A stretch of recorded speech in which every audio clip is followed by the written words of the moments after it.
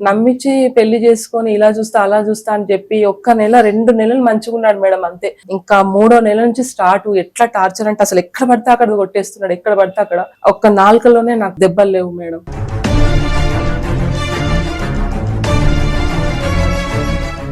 College days లో ఉన్నప్పటి నుంచే మేము లవ్ చేసుకున్నాం మేడం. అప్పుడు 3 years నుంచి లవ్ చేసుకున్నాం. ఇంట్లో ఎవరు ఒప్పుకోలేదు, వాళ్ళ సైడ్ కూడా ఎవరు ఒప్పుకోలేదు మేడం. పారిపోయి వచ్చేసాం మేడం. మా అమ్మ నాన్న వాళ్ళు చెప్తే కూడా నేను వినకుండా మోసపోయి నేను పెళ్లి చేసుకున్నాను మేడం. నాకు బతకబుద్ధి అవ్వట్లేదు మేడం.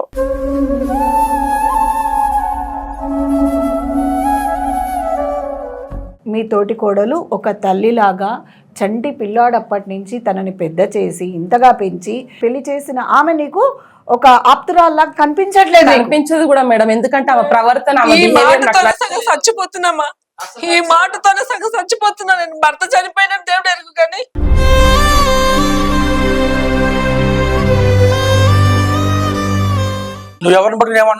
ఊరుకో, నువ్వు మాట్లాడకు. ఎన్ని రోజులు చిన్న పిల్లగాళ్ళకి వదినా వదినా అని తను పొంకు పట్టుకొని నాకుంటూ వెళ్తుంటావు నువ్వు. ఆ వృద్ధాశ్రమాలు అనాథాశ్రమాలు ఉన్నాయి, దాంట్లోనే పోయి చేరుతాను కానీ లాస్ట్ కి ఇట్లా వదిన దగ్గర కూడా ఇట్లా నిందలు కడితే నేను తట్టుకోలేను సార్. లాస్ట్ కి నేనేమో చేసుకోలేను సార్.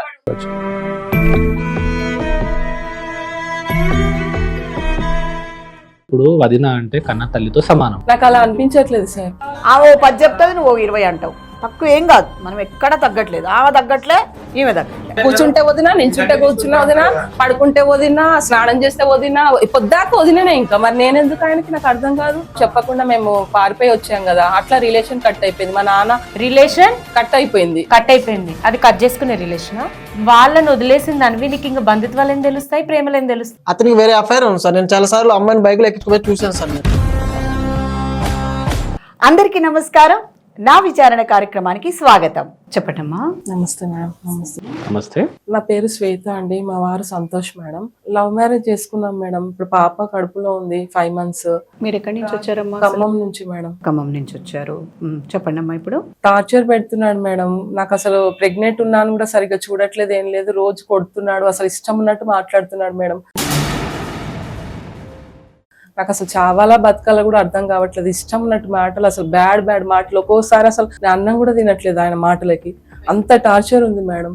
నమ్మించి పెళ్లి చేసుకొని ఇలా చూస్తా అలా చూస్తా అని చెప్పి 1 నెల 2 నెలలు మంచిగా ఉన్నాడు మేడం, అంతే. ఇంకా 3వ నెల నుంచి స్టార్ట్ ఎట్లా టార్చర్ అంటే అసలు ఎక్కడ పడితే అక్కడ కొట్టేస్తున్నాడు, ఎక్కడ పడితే అక్కడ. ఒక్క నాలుకలోనే నాకు దెబ్బలు లేవు మేడం.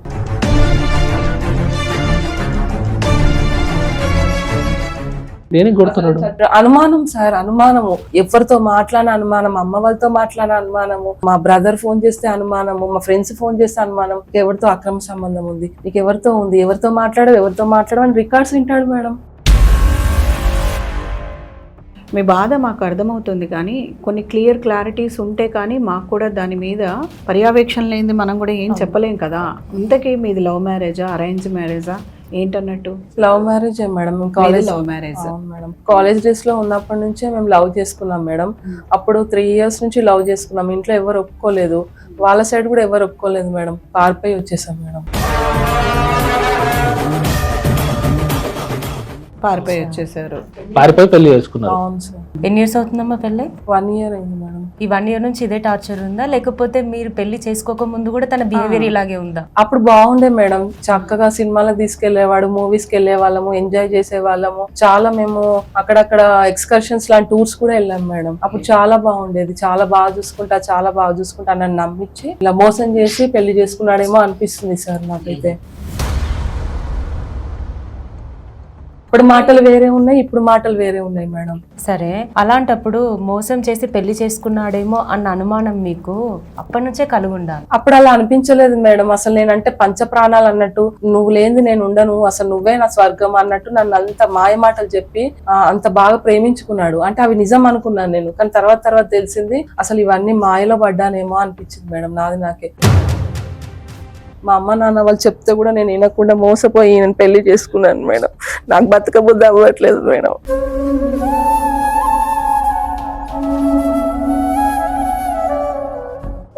ఏంది అనుమానం పెడుతున్నావు? ఆమె వేసిందా? అనుమానం అనేది కదా సార్. ప్రతి చిన్నదానికి గొడవ పడతాం, ఎలా పడితే అలా మాట్లాడతాం. చిన్నప్పటి నుంచి నేను మా వదిన దగ్గర పెరిగాను. ఆమె నన్ను పెంచుకుంటూ వచ్చింది అనమాట ఇప్పుడు దాకా. ఇప్పుడు మా వదినకి ఏమైనా ఒంట్లో బాగోపోయినా, హెల్త్ కి ఏమైనా గమ్మునేటన్నా వెళ్ళి తీసుకెళ్ళినా, ఏమైనా చేసినా అదిగో పద్దాక నువ్వు మీ వదిన తీసుకెళ్తున్నావు, నన్ను తీసుకెళ్తలేదు. తీసుకెళ్ళిన కాడే తీసుకెళ్తున్నా. ఇంట్లో సరుకులు ఏమంటే సరుకులు ఎక్కడో చోట తీసుకొచ్చి చేస్తున్నా. అన్ని బాగానే చూసుకుంటున్నా. ఏ మాట పడితే ఆ మాట పాటది సార్. నేను ఏమైనా ఫుడ్ ఆర్డర్ పెట్టినా సరే మనం పెట్టిన ఫుడ్ నచ్చదు. వాళ్ళ తమ్ముడితో ఫుడ్ ఆర్డర్ పెట్టించుకుని వాళ్ళ తమ్ముడితో తెప్పించుకుంటాం. అసలు ఇంటికి వచ్చి నేను పొద్దున్న సాయంత్రం దాకా కష్టపడి వస్తాను పనికి వెళ్ళి. ఓకే, అసలు దిమాగ్ ఖరాబ్ చేసేద్దండి. అదంతా పక్కన పెడదాము, అదంతా ఓకే. అనుమానం మహారోగం అంటారు. ఎందుకు అనుమానిస్తున్నావు మరి? అనుమానం ఇస్తా అంటే ఇప్పుడు మా వదిలికి నాకు ఏదో సంబంధం అని చెప్పి ఏ మాట పడితే ఆ మాట మాట్లాడుతుంది సార్. నిజమే సార్, నాకు అలానే అనిపిస్తుంది. ఎందుకంటే ఎప్పుడు చూసినా తను 24 గంటలు వాళ్ళిద్దరు ఏం మాట్లాడుకుంటారో నాకు అర్థం కాదు. అసలు మూడో కంటి కూడా వినబడదు. అసలు 24 గంటలు తనతోనే మాట్లాడతాడు, తనే బయటికి తీసుకెళ్తాడు. ఏదైనా సరుకులైనా కానీ వదిన అని ఆమెని అడిగి తీసుకొస్తాడు. కానీ ఏ ఒక్క రోజు నన్ను అడిగి ఈ ఇంట్లోకి ఇద్దేవన్నా అద్దేవన్నా అసలు నాకు ఫ్రీడమే లేదు మేడం. ఇప్పుడు వదిన అంటే కన్న తల్లితో సమానం. నాకు అలా అనిపించట్లేదు సార్. లేదు మీకు అట్లా వాళ్ళ ఇద్దరు ఏజ్ అన్నా చూడండి అమ్మా, ఆవిడ వయసు చూడండి, కొడుకు లాంటి వయసు ఉన్నది. అసలు ఎట్లా పడితే అట్లా మాట్లాడిద్దండి. అసలు ఇప్పుడు మీ దగ్గర ఒకలాగా ఉంటుంది, ఇప్పుడు నాకు పెట్టి టార్చర్ వేరేలాగా ఉంటుంది. ఇప్పుడు మీ దగ్గరికి వచ్చింది కాబట్టి ఎంత బుద్ధిమంతురాలాగా ఏదో కొంచెం వేడి చాలా చేసిద్ది. మళ్ళీ బయటకు వెళ్ళగానే అబ్జర్వ్ చేస్తే మీకు అర్థమైంది. ఇప్పుడు నేనే కాదు, నా పక్క ఉంటారు కదా, రెంట్కు ఉండే వాళ్ళు ఉంటారు కదా, వాళ్ళని అడగండి అసలు ఏంటనేది. అంతేనా? మరి మీరే బాగా ఒళ్ళంతా కమిలిపోయేటట్టు కొడతారంటుంది. నేను కొడతాను కదా, దెబ్బలు ఎక్కడ ఉన్నాయో చూపించమని చెప్పండి. ఒక నాలుక తప్ప అంతా మొత్తం బాడీ అంతా దెబ్బలు. లేదండి, అదంతా అబద్ధం అండి. అసలు మీరు కొట్టరు, చెయ్యేస్తారు. నేను కొట్టరని చెప్పి చెప్పట్లేదు.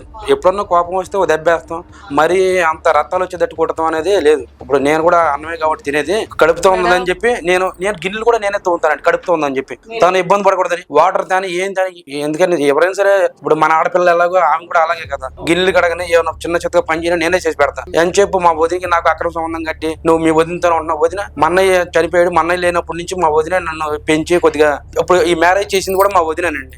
మాట్లాడితే మీ వదినతో నువ్వు ఎందుకు అలా ఉంటున్నావు అది ఇది అని చెప్పి ఇసుకిచ్చిద్ది అనమాట. చిన్నప్పటి నుంచి మిమ్మల్ని మీ వదినే చూసారు. నేను ఈ కుటుంబానికి వచ్చినప్పటి నుండి అమ్మా ఎవరు లేరు, మా మామయ్య నేను తప్ప ఎవరు లేరు. నేను పెళ్లి చేసుకొని వచ్చినప్పటికి వీళ్ళు చిన్న పిల్లలు. నా భర్త చనిపోయిన తర్వాత నాకు పిల్లలు లేరు కాబట్టి వీడే కొడుకులాగా చూసుకున్నాను. సో దాని వల్ల ఏమైపోయిందంటే ఏదైనా కావాలన్నా మేము మందిని అడగలేను కదా, కొడుకుతో సమానం కాబట్టి నాన్న ఇది తీసుకురా అని చెప్తాను. ఆ హక్కు తల్లిగా నాకు ఉందని నేను అనుకుంటున్నాను. ఎందుకంటే ఒక బట్టలు గానీ ఏదైనా కానీ మందిని అయితే అడగలేంగా, వాళ్ళు ఏదో రకంగా అనుకుంటారు. మన పిల్లలకి అయితే మనం అడగగలం, ఆ స్వేచ్ఛ నాకుంది.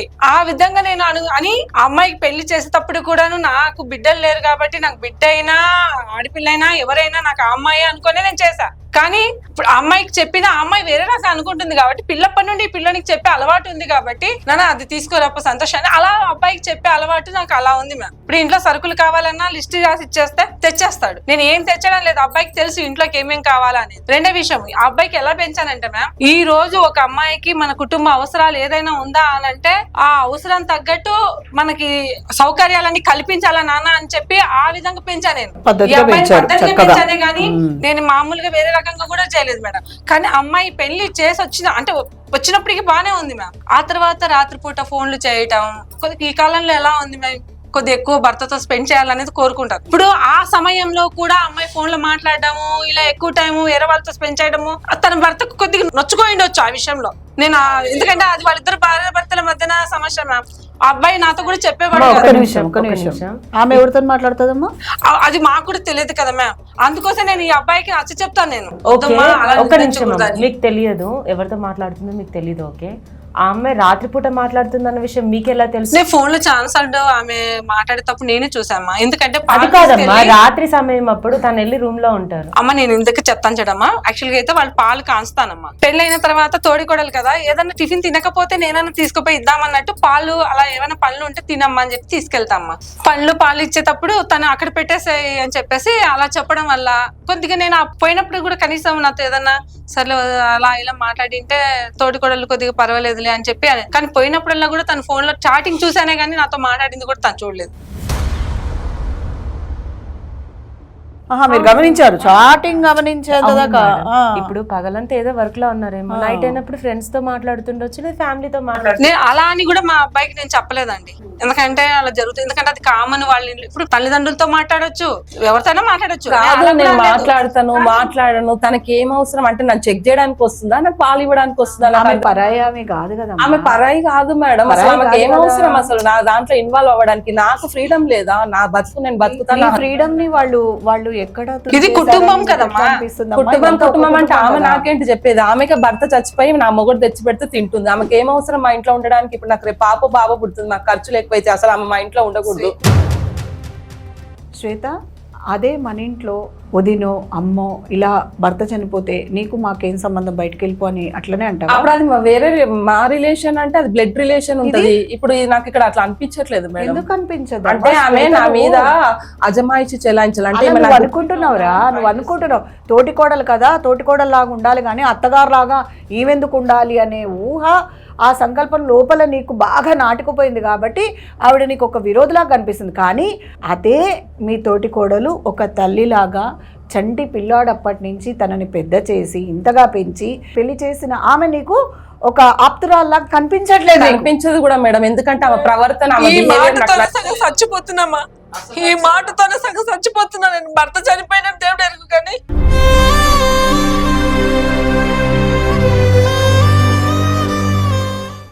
నేను ఈ విషయంలో మాత్రం చాలా కుంగిపోతున్నా. బాధపడకండి అమ్మా, అమ్మని బాధ అనిపిస్తుంది. ఎందుకు, నువ్వు కూడా ఒక ఆడదానివి కదరా, అట్లా అనేస్తావా? నేను చాలా ఓపిక పట్టినా మేడం, ఇంకా నాకు ఓపిక లేక న్యాయం కోసం నేను మీ దగ్గరకు వచ్చిన. వీళ్ళ ప్రవర్తన, అసలు వీళ్ళ మాటలు నాకు నచ్చట్లేదు. శ్వేత, ఒక మాట అడుగుతాను చెప్పు, ఈ అబ్బాయిలో నీకు ఏం నచ్చి పెళ్లి చేసుకున్నావు? మంచి మాటలు, మంచి గుణం ఉందనుకొని అప్పుడు చూసాను మేడం. ఆ మంచి మాటలు ఎవరు నేర్పించారు? ఎవరు పెంచారు ఆ గుణాన్ని?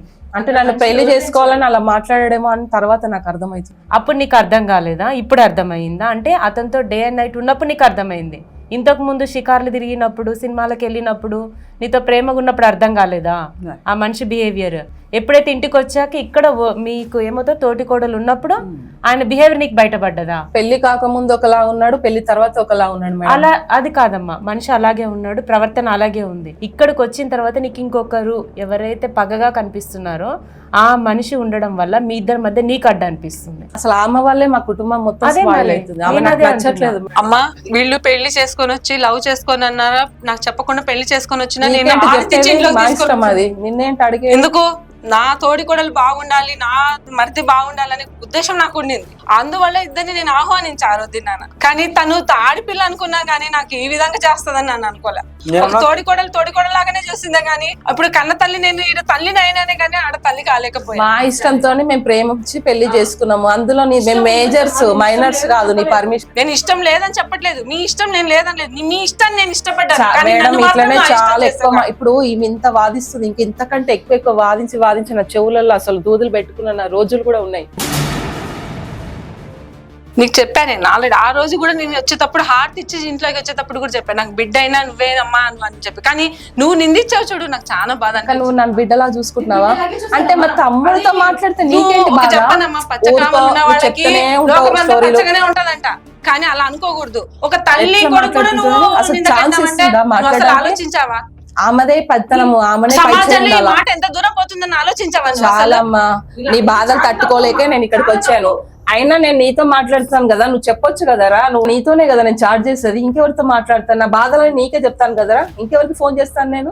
ఒకసారి మాట్లాడు. నేను మాట్లాడుతున్నా. ఓకే, యాక్చువల్గా మా సిస్టర్, నేను కజిన్ బ్రదరు. సో ఎవరైనా సిస్టర్ కి బ్రదర్ కి ఎవరైనా సంబంధం అంటగడతారా? మీరు చెప్పండి మేడం.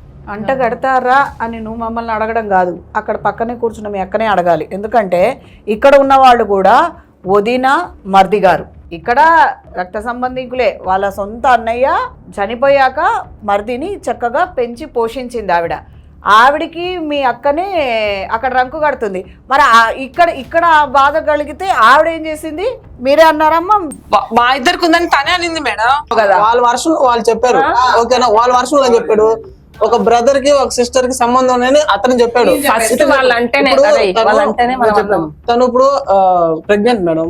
ప్రెగ్నెంట్ అయినప్పుడు సో తనకి వాళ్ళ హస్బెండ్ చూసుకోవట్లేదు, సరిగా చూసుకోవట్లా. ఏం మాట్లాడదు అర్థమవుతుంది. నువ్వు ఏమైనా చూసుకున్నావా? నేను ఎంత మట్టి చాలా కూల్గా ఉన్నా మేడం సార్ ఉన్నారు. నువ్వు చూసుకుంటే నాతో నేను చూసుకోపోతే నేను సహాయం తను ప్రెగ్నెంట్ ఉన్నప్పుడు హాస్పిటల్ తీసుకోపోతాను, దగ్గర హాస్పిటల్ తీసుకోపోతాను. అలా వదిలే మాట వింటే సరిపోతుంది. నువ్వు తీసుకెళ్ళావా? ఒక్కసారి తీసుకెళ్ళేది నేను 10 సార్లు తీసుకుపోయాను హాస్పిటల్ కి. నేను ఒక్కసారి తీసుకుపోయాను. నువ్వు ఎప్పుడు తీసుకెళ్ళావు? నువ్వు ఎప్పుడు తీసుకెళ్ళావు? నువ్వు బాగా చూసుకోవట్లేదా? నువ్వు బాగా చూసుకోవట్లేదు, ఎట్లా తీసుకోపోతావు? ఈ వదినని నేను తీసుకుని హాస్పిటల్కి వెళ్ళి ఎప్పుడైనా కనుక్కోవా? ఇంట్లో కనుక్కున్నావు నువ్వు అసలు? నువ్వు ఏళ్ళు చూపించి మాట్లాడమాకు. నువ్వు ఎవరి ముందు కాదమ్మా. నువ్వు తప్పు చేస్తావు, నువ్వు తప్పు చేస్తే నేను చెప్పి మాట్లాడతా. భర్త పోయినా కూడా హాస్పిటల్ ఏం చేస్తారమ్మా, ఫైల్ తీసుకుపోయి ఏదైనా స్టోరీ అవసరం ఉందంటే వదిన స్టోరీ అంటే ఆడపిల్ల ఉండాలని చెప్పి నువ్వు ఆపమ్మ చాలు కానీ హస్బెండ్ ఒక ప్రెగ్నెంట్ లేడీని ఎలా చూస్తారు మీరు చెప్పండి సార్. ఎంతసేపు వాళ్ళ వదిలికి ప్రిఫరెన్స్ ఇస్తున్నారు, ఆ వైఫ్ ని పక్కన పెట్టేస్తున్నారు సార్. మీరు అన్నది కరెక్టే, వైఫ్ ని బాగా చూసుకోవాలి, ఆమె ప్రెగ్నెంట్ గా ఉంది, అన్ని చూసుకోవాలి, ఓకే దాన్ని అగ్రి చేస్తాం. కానీ అక్కడ కూడా వదినే కానీ కన్న తల్లి కన్నా ఎక్కువ చిన్నప్పటి నుంచి తనని పెంచి పోషించి మొత్తం చూసుకున్నది. ఆమెకి ఇవ్వాల్సిన టైం ఆమెకి ఇవ్వండి సార్. ప్రెగ్నెంట్ లేడీకి వస్తాం, ప్రెగ్నెంట్ కావాలి ఎవరు యాజ్ హస్బెండ్ గా. ఎక్కువ టైం 100% లో 90% వదిలికి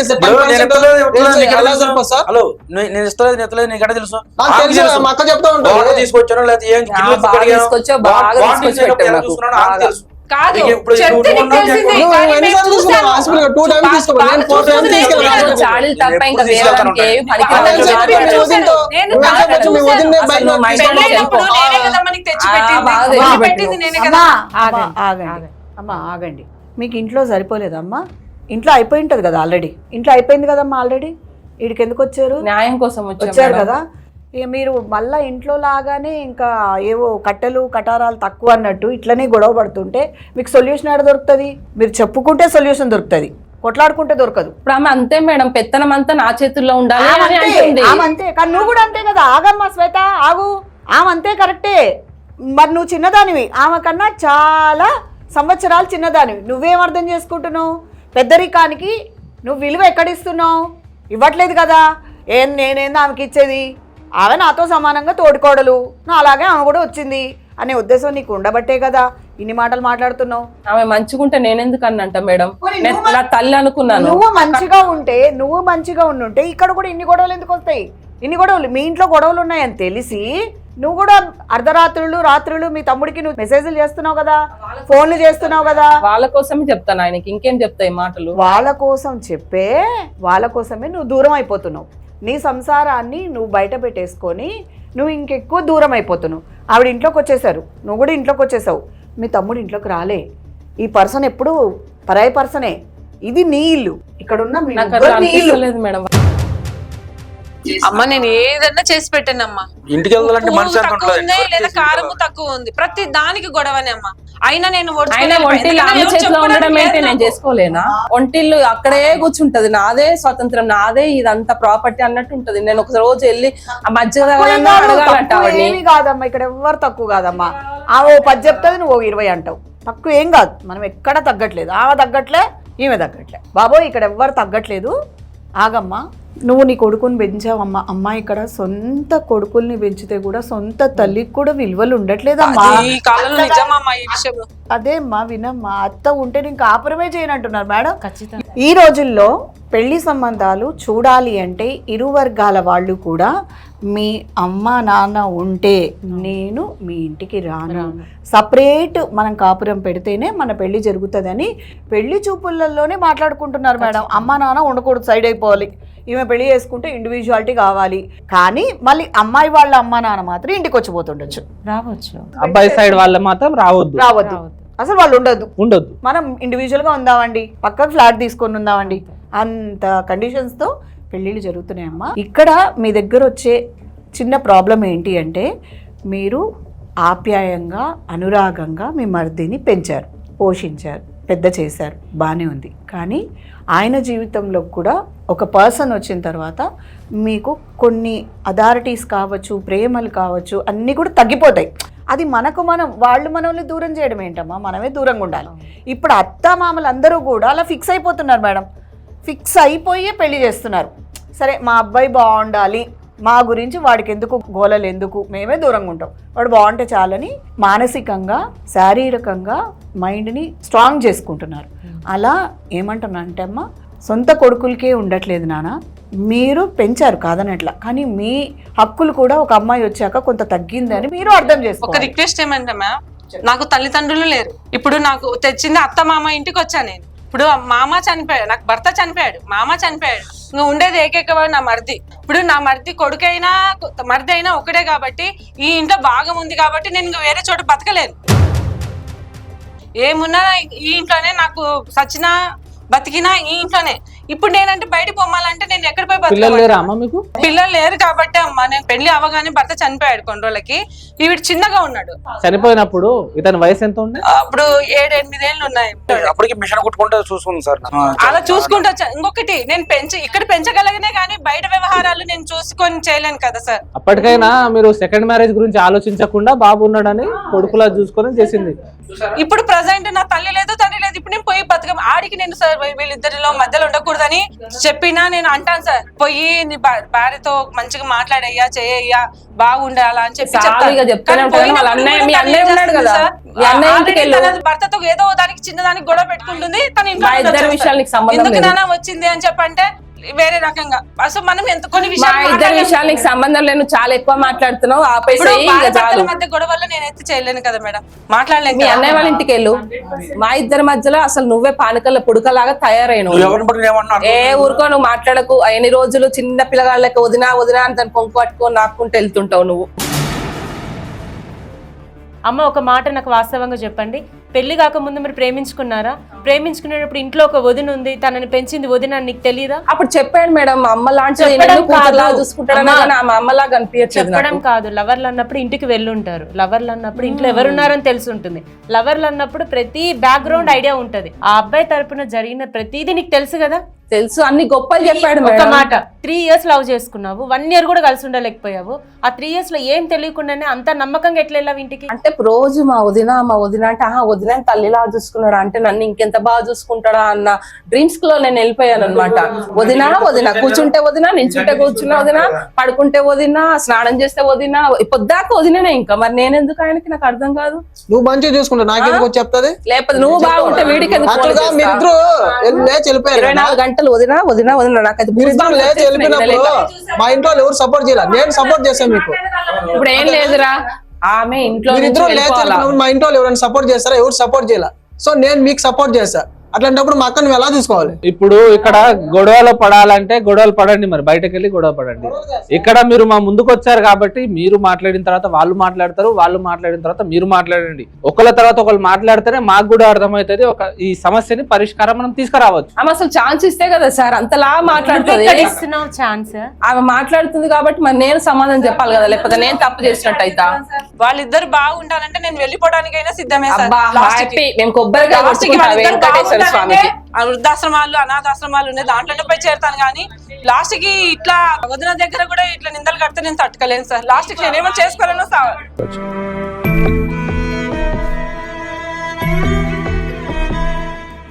ఇంకా లాస్ట్ కి నేను ఏం చేయలేనమ్మా.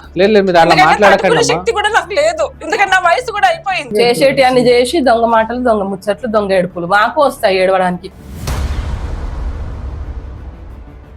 అవసరమైతే నువ్వన్నా వెళ్ళిపోగానే మా వదిన మటుకు వెళ్తాను. అయితే విడాకులు చేసే మరి నా కడుపులో బిడ్డకు ఎవరు చూడాలి మరి? పెళ్లి చేసుకుని పిల్లని కట్టు చేసినప్పుడు అప్పుడు మీ వదిన అన్న భార్య గుర్తు రాలేదా నీకు?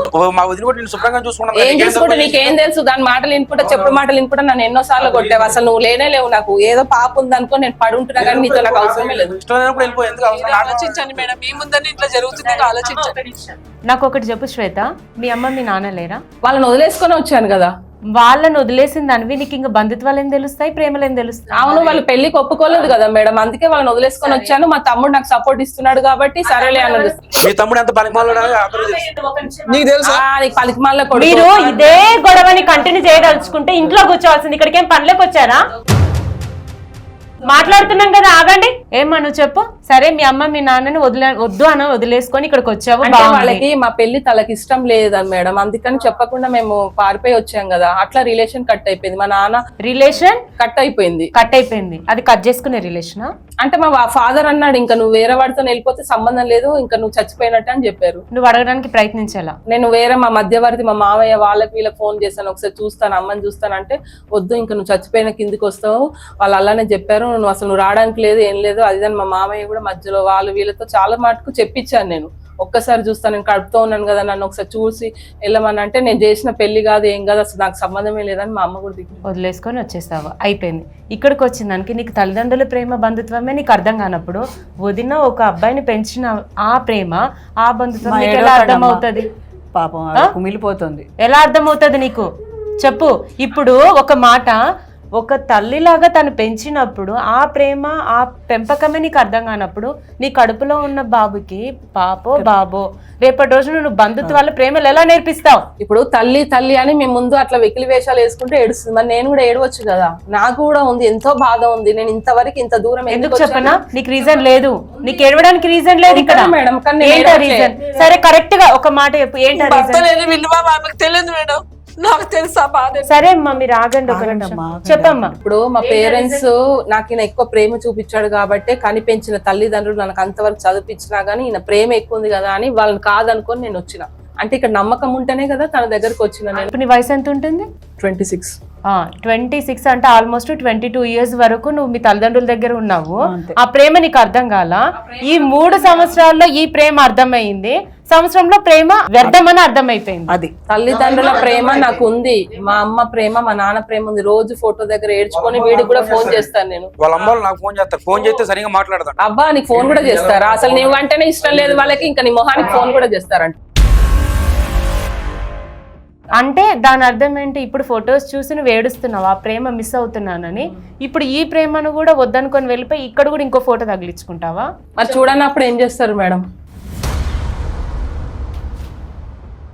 నీ మనసులో ఏముందమ్మా? నాకు ఆమె వెళ్ళిపోతేనే నేను ఆయనతో ఉంటానని డిసైడ్ అయిపోయాను. ఆమె వెళ్ళిపోతేనే సంసారం చేస్తావా లేకుండా చేయవా? చెయ్యను. అంటే ఆమె వెళ్ళిపోతేనే సంసారం చేస్తావు లేకుండా చేయవు ఎట్టి పరిస్థితుల్లో కూడా. మరి ఏం చేద్దాం? తన గురించి మీరే చెప్పండి. మీరే న్యాయం చెప్పాల్సి. న్యాయం అంటే రోడ్డు మీద వారద్దామా? వాళ్ళ అన్నయ్య ఉన్నాడు సార్, వాళ్ళ అన్నయ్య దగ్గరికి వెళ్ళమని చెప్పండి. కుటుంబమే లేదు సార్. పెళ్లి తాళి కట్టించుకొని వచ్చినప్పటి నుండి నా భర్త చనిపోయినాక నా భర్తని కొడుకులా చూసుకుంటానంటే నా కుటుంబంతో ఈ రోజు వరకు ఒక బంధం ఉందండి. నేను ఉండి వెళ్ళిపోయేదాన్ని కదా, నా వాళ్ళు వచ్చేవాళ్ళుగా. ఒకటి భర్త చనిపోయిన తర్వాత ఒక 7 సంవత్సరాల అబ్బాయికి పెంచి పెద్ద చేసి నాకు రేపటి రోజున సపోర్ట్ గా ఉంటాడు అంటే ఒక మర్దిలా కాకుండా ఒక కొడుకులాగా పెంచింది. పెంచిన తర్వాత మీ ఇద్దరికి పెళ్లి చేసి తన వేసింది కదా, తన సపోర్ట్ తోటే కదా నువ్వు ఇంటికి వెళ్ళింది. ఇన్ని సంవత్సరాలు తనతోటే ఉన్నావు కదా, ఇప్పుడు తనే శత్రువు ఎట్లయితే చెప్పు? నువ్వు ఇంకా తనతోటే అక్రమ సంబంధాలు లింకులు పెడుతుంటే ఎట్లా చెప్పు? ఆమె బిహేవియర్ ఎట్లుంది సార్? అది రాంగ్. అది మానవత్వంగా ఆలోచించండి. మీ మనసు బండరాయి అయిపోయింది, మీకు ఆలోచించే గుణం రావట్లేదు, మీరు బండ అయిపోయారు, మీకు హ్యుమానిటరీ ఎమోషన్స్ లేవు. మీకు ఉన్నాయి సార్, వాళ్ళ వల్లే నశించిపోయినాయి. నాకు ఆమె వల్ల మెయిన్ ఎమోషన్స్ చచ్చిపోయినాయి మీ దగ్గర. ఆమె వల్లనే నశించిపోయింది. లేకపోతే నాకు ప్రేమ ఆప్యాయత అనురాగం అసలు నేను ఉడమంటే పండగ అంట అసలు ఎవరైనా ఇట్లా రాగానే నాకు లేకుండా ఎదుటోళ్ళకి పెట్టాలనే గుణం ఉన్నది నాకు. వాళ్ళు మొత్తం తుంచేసిరు. వాళ్ళ నీ గుణం ఎలా ఉంటుంది నాకు తెలుసులే. నేను లేనప్పుడు ఎంత ఇప్పిస్తావో మా వదిన. ఏహే అసలు నువ్వు నిన్ను నమ్ముకున్నా, నా మంచి తల్లిదండ్రులను వదిలేసుకున్నా నీలాంటి పనికి మాలోడు ఎవరు. మీ తల్లి నాకు ఫోన్ చేసింది, అసలు మా అమ్మ నేను పెళ్లి చేసుకోదు, వాడు వేస్ట్ కాడని చెప్పింది, అయినా ఈయనలే. అప్పుడే అన్నది దొంగ మొహన్ లా ఉన్నదే, నేను చూడడు వీడు మాయ మాటలు మా ఇంట్లో వాళ్ళు మీకు సపోర్ట్ చెప్పొద్దు, నేను సపోర్ట్ చేస్తాను. అట్లాంటి మా ఇంట్లో నీకెందుకు ఫోన్ చేస్తాను? ఎలా చూసుకోను?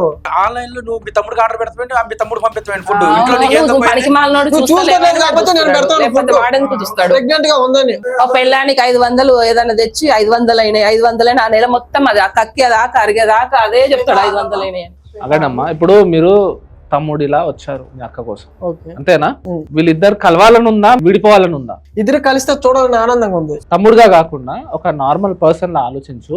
ఆవిడ కనిపెంచింది, ఆవిడ ఉండాలా వద్దా? చిన్నప్పటి నుంచి ఆమెకు వేరే దిక్కు లేదు, ఆధారం లేదు. ఇప్పుడు ఆమెని వదిలిపెడితే అనాథ అవుతుంది. మరి ఆమెకి ఇప్పుడు బాగోగులు ఎవరు చూస్తారు? ఉండమని సార్, ఉండమని నేను చెప్పట్లా.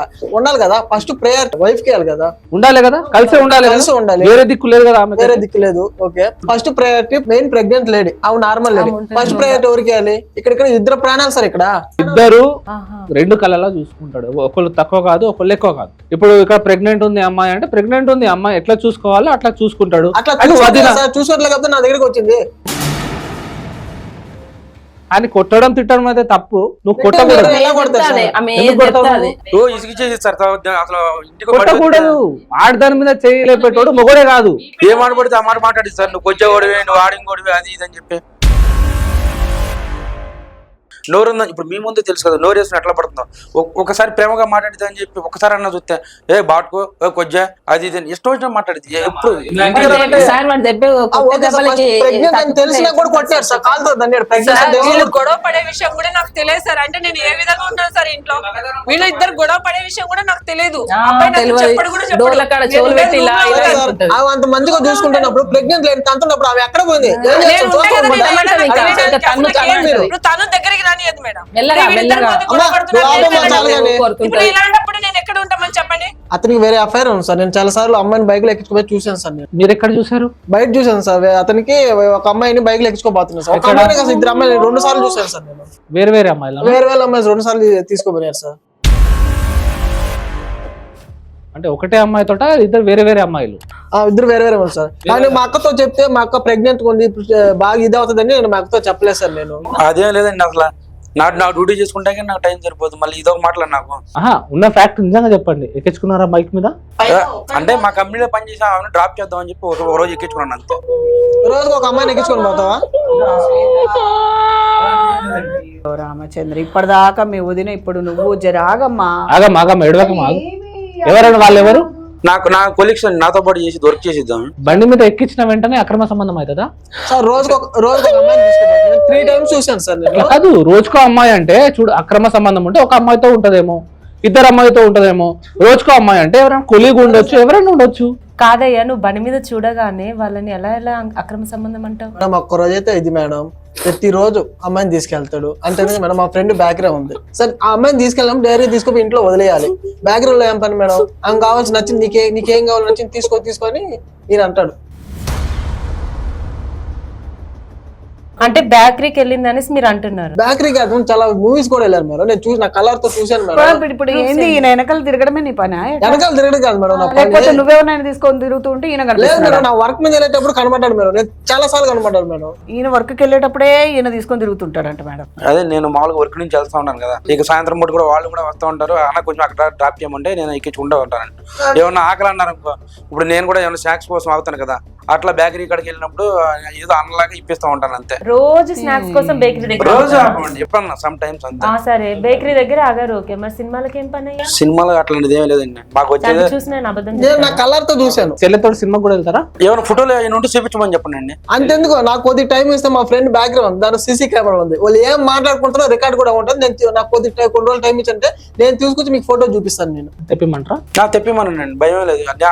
అన్నట్టు నేను ఒక్కనే కాదు, తను వేరే అమ్మాయితో మూవీస్ పోయి నా ఫ్రెండ్ కూడా చూసాను, వాడిని కూడా తీసుకొస్తాను. ఇతనికి వేరే పని లేదండి. ఎంతసేపు మా ఇద్దరిని ఎడతీయాలి, ఏదో ఒకటి చెప్పాలి.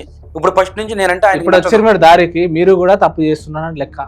మీ దగ్గర తప్పు ఉన్నది. అక్కడ ఎవరిదో లవర్ని ఎవరినో మెయింటైన్ చేసుకుని వచ్చి ఇంట్లో పెళ్ళాన్ని కొట్టడం కరెక్ట్ కాదు. కొడుతున్నారంటే ఈమె మీద ప్రేమ తగ్గుతుందన్నట్టే మీకు, అంతే కదా? ఇటు ప్రేమ తగ్గుతుంది, వేరే వాళ్ళ మీద ప్రేమ పెరుగుతుంది. బాగా సతాయిస్తుందండి. ఇంటికి అసలు ఏ మాటలు పడితే ఆ మాటలు మాట్లాడతాం. ఇప్పుడు మీది 1 BHK 2 BHK?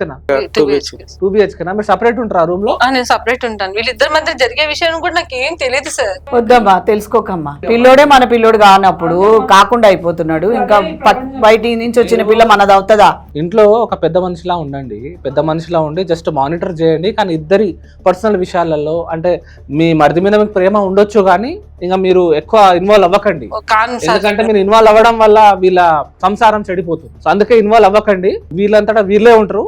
వీళ్ళ బాధల్ని, వీళ్ళ మంచి చెడుని మొత్తం వీళ్ళ మీదనే వదిలేస్తారు. మీరు ఇన్వాల్వ్ అయ్యారనుకోండి, మీరు ఇంటి నుంచి బయటకు వెళ్లాల్సి వస్తుంది. మళ్ళీ మీకు చాలా ఇబ్బంది. మీకు మీ మంచి కోసం మీరు ఆలోచించి ఇన్వాల్వ్ కాకండి. చూడండి, అక్రమ సంబంధాలు ఏదో ఉన్నాయి అవి ఇవి అంటున్నారు. మీరు ఏం చెప్పి వాళ్ళకి పటాయిస్తున్నారో, వాళ్ళు ఏం చెప్పి మీకు ఓకే అవుతున్నారో మనకు తెలియదు. కానీ ఒక్కటి చెప్తున్నా, ఒకవేళ అవతల వాళ్ళు ఏదైనా ప్రాబ్లం చేసి నాకు ఇంట్లో వైఫ్తో గొడవలు ఉన్నాయని నేను దగ్గర అవుతున్నా, నాకు ఇంట్లో మంచిగా లేదు, ఇంట్లో నన్ను చూసుకుంటా లేదు, అందుకే నీతో దగ్గర అవుతున్నా, రేపు నీకు పెళ్లి చేసుకుంటా, లేకుంటే రేపు నీకు లైఫ్ లాంగ్ తోడుగుంటా అవతల వాళ్ళు పెళ్ళైన వాళ్ళు ఉండొచ్చు, డివోర్సెస్ ఉండొచ్చు, లేకుంటే పెళ్లి కాని వాళ్ళు కూడా ఉండొచ్చు, ఎవరైనా ఉండొచ్చు. అలాంటి వాళ్ళకి మీరు ఏం చెప్పి ఒప్పిస్తున్నారో తెలియదు, కానీ రేపటి రోజున ఏదైనా తేడా కొట్టింది అనుకోండి, మొత్తం సినిమా మొత్తం రివర్స్ అయిపోతుంది. అదే లేదు సార్, అలా ఎందుకు చేస్తాం సార్? చెప్తున్నా నీకు, ఏదైనా రిలేషన్షిప్స్ ఉంటే మానేసుకో. ఇక్కడ సారు నీకు ఒకవేళ చెప్తున్నప్పటికీ నీలాంటి వాళ్ళు లక్షల మంది చూస్తుంటారు కాబట్టి అందరికీ కూడా అది తెలియాలని చెప్పేసి చెప్తారు, కానీ నువ్వు అదేం లేదు సార్ కాదు, వినండి. ఒకవేళ మళ్ళా ఏదైనా పెట్టుకుంటే రిలేషన్షిప్స్ దూరం అయిపో, స్లోలీ వాళ్ళ నుంచి దూరం అయిపో, ఒకేసారి దూరం కాకు. చెప్పు, ఇంట్లో ఇలా పరిస్థితులు ఉన్నాయి, నేను రాలేను, నీ ప్రాబ్లం ఏందో చెప్పి దూరంగా. మళ్ళీ వాళ్ళతో కంటిన్యూ చేసి రేపటి రోజున ఏదైనా ప్రాబ్లమ్స్ వచ్చి వాళ్ళు నీ మీద పోలీస్ స్టేషన్లలో కంప్లైంట్ చేయడం, మళ్ళీ పోలీస్ స్టేషన్ల చుట్టూ తిరగడం, ఆల్రెడీ ఉన్న ప్రాబ్లమ్స్ సొల్యూషన్ దొరకట్లే, కొత్త ప్రాబ్లమ్స్ కొనుక్కున్నట్టు అవుతుంది. అర్థమవుతుందా? సో నేనేం చెప్తున్నా, భార్యను బాగా చూసుకో. ఇంకోసారి మీ వదినని ఎక్కువ ఇన్వాల్వ్ చేయకు నీ లైఫ్ లో. నీ మీద మీ భార్య ఎప్పుడు తలుచుకుంటే వెళ్ళి పోలీస్ స్టేషన్ లో కంప్లైంట్ ఇవ్వచ్చు. అర్థమైందా? గృహహింస కింద నువ్వు కొట్టినందుకు, తనను హింసించినందుకు, తను లేపుకొచ్చి తనతో ఫ్రాడ్ చీటింగ్ చేసినందుకు, ఇవన్నీ కేసులు నీ మీద అవుతాయి. అక్కడ నీ మీద అయితే మీ వదిన మీద కూడా అవుతుంది. ఇద్దరు కూడా స్టేషన్ బెయిల్ తీసుకొని కోర్టుల చుట్టూ తిరుక్కుంటూ ఉండాల్సి వస్తుంది. అర్థమైనా? ఇదంతా చేయడం అవసరమా? ఇసుకిచ్చింది మేడం, సత్తా ఇచ్చింది, అట్లాంటిది ఏం లేదు. ఏదైనా సతాయించడం, ఏదైనా విసిగించడం ఉంటే మేము కూర్చొని పేపర్ రాయిస్తాం, అగ్రిమెంట్ రాయిస్తాం, అగ్రిమెంట్ మీద ఉన్నట్టు మీరు ఉండండి. ఏదైనా తేడా వస్తే మళ్ళీ మేము మాకు సంప్రదించవచ్చు, మేము చేస్తాం. మీ మధ్యలో ఉన్న పెద్ద సమస్య ఏం కాదండి, చిన్న సమస్యనే. సార్ నేను అందరి ముందర ఒక మాట చెప్పాలనుకున్నా సార్, నాకు బిడ్డ లేరు, నాకు కొడుకు ఎట్లనో ఆ పాప కూడా నాకు బిడ్డ లాంటిదే సార్. నువ్వు ఇంతకు ముందే ఏమన్నావు, అమ్మా వాళ్ళు బాగుండాలే కానీ నేను బయటకు కూడా పోయి బ్రతుకుతాను అనే మాట నీ నోట్లో నుంచి వచ్చిందా అన్నావు కదా. నేను ఏమంటున్నా అంటే, మీ ఇల్లు మీరందరూ కలిసే ఉంటారు, కానీ మీ రూమ్ ఏదో మీరు ఉండి మీ పని ఏదో మీరు చేసుకోండి, వాళ్ళ జీవితం ఏదో వాళ్ళు కొనసాగిస్తారు. అదేదో బయటకు పోయి బ్రతికేదేదో కాస్త మీరు మీ ఇంట్లోనే ఉండి హాయిగా ఎవరికి వారే అన్నట్లు బ్రతకండి అమ్మా. సరేమ్మా. ఏమ్మా, అది హ్యాపీ కదా, సంతోషంగా మీరు ఒకే ఇంట్లో ఉండండి. అంతేమ్మా. మేడం మీరేమంటారు మేడం? తర్వాత నేనేమంటున్నాను శ్వేత తోటి ఒకటే అమ్మా, ఇంత ఘనంగా ఇష్యూ జరిగి ఎక్కడి నుంచి ఎక్కడికి వెళ్ళడానికి కారణం అయితే మీరు అసలు మొదటి నుంచి ఏం చేస్తున్నారు, పెళ్ళై ఇక్కడికి వచ్చినప్పటి నుంచి ఆవిడ పెత్తనం చెలాయిస్తున్నారు, మా ఇద్దరి మధ్యలో వస్తున్నారు, పానకంలో పుడకలాగా ఉంటున్నారు, ఇవన్నీ అనుకుంటూ వస్తున్నారు. ఆవిడ డోర్ బయట వింటున్నారా, ఏం చేస్తున్నారా, నన్ను ఇక్కడ తను పెత్తనం చెలాయిస్తున్నారు అనుకుంటూ మీ సంసారాన్ని మీరు మీ భర్తని గాలికి వదిలేశారు. అందుకే ఆయన పక్కకి వెళ్ళిపోయారు. నీకు నీ భర్త మీద ఉన్న ప్రేమ ఏదో అదే నువ్వు కాపాడడానికి ట్రై చేసినట్లయితే ఇదంతా జరగకపోవు కదా. మరి అంత మంచిగా నీకు అత్తలాగా అమ్మలాగా అక్కడ ఆల్రెడీ తల్లిదండ్రులు పోయారు, దూరం ఉన్నారు, ఇక్కడ అత్తమామ లేరు, నీకు ఇంకా తోటి వాళ్ళు ఎవరు లేరు, తను ఉన్నదా తనొక్కరే కదా. తనను అంతగానంగా పెంచిన ఆవిడకి నిన్ను చూసుకునే బాధ్యత ఉంటుందని తనకు లేదా? నువ్వు అదెందుకు ఆలోచించలేకపోయావు? నువ్వు ఒక్కసారి అది ఆలోచించినట్టయితే తన ప్రేమ నీకు అర్థమయ్యేది, నీ భర్త నీ చేతిలో ఉండేవాడు కదా. నువ్వు ఆ చిన్న లాజిక్ మిస్ అయిపోయి నీ సంసారాన్ని ఆగం చేసుకున్నావు. ఇప్పుడు చూడు ఎక్కడి నుంచి ఎక్కడికి వెళ్ళిపోయింది ఆ బాధ అంతా. అందుకే నేను అనేది ఏంటి అని అంటే, ఫస్ట్ తను ఇస్తున్న ప్రేమని పెంచిన పెంపకాన్ని చూడు, అది నీకు ఉపయోగపడుతుంది. నువ్వు పెడదారి పెట్టుకోకు, నీ సంసారం కూడా చక్కగా ఉంటుంది. అదే ఆలోచించు నువ్వు మొదటగా. మీరు ఇంట్లో వాళ్ళు గొడవ పడుతుంటే ఈయనేం చేసిండు, రోజుకొకళ్ళని ఎక్కించుకొని పోయి కరిపఫ్లు బేకరీలోకి వెళ్ళి తినిపించడాలు, సినిమాలు చూపించడాలు చేస్తున్నాడు. అది బాగుందా నీకు? సొంత పిల్లానికి తేడానికి చేతనైతలేదు కానీ పక్కింటోళ్ళకి వాళ్ళకి అంత ఆస్కారం ఎందుకు? చేయడానికి రీజన్ ఏంటి? మీరే కదా. నువ్వు కూడా ఇలాంటి చేయకూడదు నాన్నగా. నెక్స్ట్ భార్యనే ఎప్పటికైనా కానీ. అక్క నన్ను క్షమించు అక్క, చాలా మాట్లాడాను అక్క. పెద్ద అవసరం లేదు, నా బిడ్డలాగా నా కడుపులో పెట్టిన బిడ్డని కూడా నువ్వే పెంచాలక్క. అని పెంపకం చాలా మంచి, కుటుంబం మంచిగా ఉండాలి, అంతే చాలు. చూసారా, ఎప్పటికైనా ఇల్లు ఇల్లే, రక్త సంబంధికులు రక్త సంబంధికులకే. బయట నుంచి వచ్చిన వాళ్ళే 4 మాటలని వాళ్ళే పరాయోళ్ళు అయిపోతారు. మీకు మీరు అర్థం చేసుకున్నారు, ప్రశాంతము. ఇంక నుంచి గొడవలు ఏం పెట్టుకోకండి బాబు. అటు ఇటు నీ మైండ్ సెట్ని దారి మళ్లించాకు. నువ్వు ఇష్టపడి ప్రేమించి పెళ్లి చేసుకున్న అమ్మాయిని జాగ్రత్తగా చూసుకో. ఎందుకంటే వాళ్ళ అమ్మ నాన్నను కూడా వదిలేసి వాళ్ళు చచ్చిపోయావు అని వదిలేసుకుంటే కూడా నీకోసం ఆయనకు వచ్చింది. అమ్మాయిని అర్థం చేసుకొని పైగా కడుపుతోనుంది, ఏ బాధ పెట్టకుండా ఏ బాధ పడకుండా చూసుకోవాల్సిన బాధ్యత నీదే. అందులో ఇంకొక విషయం ఏంటంటే, దొరికింది కదా ఛాన్స్ అనేసి పక్కకి వెళ్ళిపోయారు చూసారా, అది మీ మైండ్ సెట్ కరెక్ట్ కాదు. ముందు ఎక్కడ సంతోషం దొరికితే అక్కడికి వెళ్ళిపోవాలని అనుకున్నట్టయితే ఆవిడ ఎప్పుడో వెళ్ళిపోవాల్సింది. మిమ్మల్ని ఇంత కష్టపడి పెంచేవాళ్ళు కాదు. అలాగని చెప్పి తను కూడా ఎప్పుడో వదిలేసుకొని వెళ్ళిపోవాల్సింది. అయినా కూడా మిమ్మల్ని పట్టుకొని మీరే నా భర్త, మీరే కావాలని ఎందుకు ఆశిస్తుంది? మీ మీద అంత ప్రేమ ఉంది కాబట్టి మీరు ఆ ప్రేమను అంత ఈజీగా తీసి పడేయకండి. ఇకనైనా జాగ్రత్తగా ఉండండి. మీ భార్యకి ఏదైనా మాట్లాడుతుంటే మాట్లాడండి మా ముందే. ఈ గొడవలన్నీ పక్కన పెట్టేసి మా ఇద్దరం మంచిగా ఉందాం. మంచిగా ఉండండి. ఇంకో ఒకటి మీకు చెప్తున్నా, నువ్వెంత అంటే నేనెంత అని అన్నాను అనుకోండి, మీదే లైఫ్ స్పాయిల్ అవుతుంది. సరే ఇప్పుడు మీరు 5 months ఉన్నారు కదా, రేపు డెలివరీ అవుతుంది, మళ్ళీ బేబీ అంత ప్రాబ్లం అవుతుంది మీకు. సో అందుకే ఇప్పుడు ఏమున్నా కూడా మీ హస్బెండ్ ని మార్చుకోండి, ప్రేమగా చూసుకోండి. ఎందుకంటే రేపు మీరు బాగా చూసుకోకపోతే తనకు వేరే వేరే థాట్స్ వస్తాయి. ఓకేనా? చెడిపోయేది మీ సంసారమే, దానివల్ల ప్రాబ్లం అవుతుంది. ఓకేనా? మీరు కూడా బాగా చూసుకోండి. అమ్మ మీరు ఎక్కువ ఇన్వాల్వ్ ఇవ్వకండి వీళ్ళ లైఫ్ లో. వీళ్ళ లైఫ్ వీళ్ళని వదిలేండి, వీళ్ళ మీద జస్ట్ మీరు ఒక పెద్ద మనిషిగా చూసుకుంటా మానిటర్ చేయండి. అలాగే సార్. తిన్నారా, ఏం చేస్తున్నారు, ఇంతే. ఇక్కడ దాకానే ఉండాలి మీరు. సరే సార్. ఓవర్ గా కూడా ప్రేమ చూపించకూడదు వాళ్ళ మీద. ఓవర్ చూపిస్తే వీళ్ళకి నచ్చట్లే. సరే సార్. మీరు కూడా వదినే అని చెప్పడం కొంచెం మానేసి కొంచెం మీ వైఫ్ మీద కాన్సన్ట్రేట్ చేయండి. Okay sir. ఇప్పుడు ఇక్కడ మాట్లాడి వెళ్ళినట్టు కాదండి, మీరు బయట కూర్చోండి, మనం ఒక డాక్యుమెంట్ రాయించుకుందాం, దాంట్లో అగ్రిమెంట్ రాయించుకుందాం, అది సిగ్నేచర్ చేయండి. ఎందుకంటే మీకు కూడా ఒక గ్యారంటీ ఉంటుంది, రేపటి రోజున ఏదైనా మళ్ళీ ఏదైనా రాకూడదు, ఏదైనా వచ్చింది అనుకోండి డిస్ప్యూట్, అది చూపించడానికి ఉంటుంది. కూర్చో, బయట కూర్చోండి. నమస్తే. బయట కూర్చో. నమస్తే.